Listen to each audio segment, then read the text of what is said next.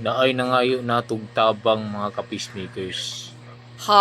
Ang iyang giingon diri nga, kuya, pwede ba ko nimo matabangan ani akong problema nga akong anak makabalo kung unsaon paggamit ang is in the sentence.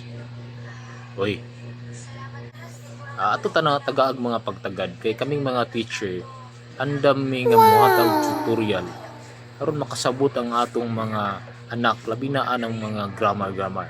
So atong tudloan na dali ra kayo na.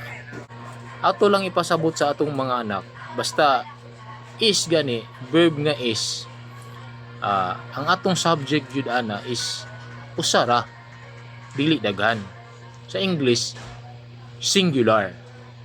Usara jud ang subject pag mogamit ta og is in the sentence. Diba? Sayon kayo. Pag usara gani nga is ang gamiton, di ba?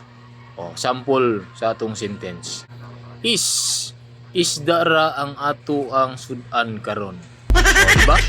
Isda. Ang sama sa English na fish. O, usara. Singular. O, dali ra kayo pasabot ng atong mga anak. Basta is singular. Usa lang nag-repair sa usa. Okay?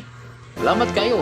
Laot nga nakatabang ko sa imong problema, mga ka-peacemakers.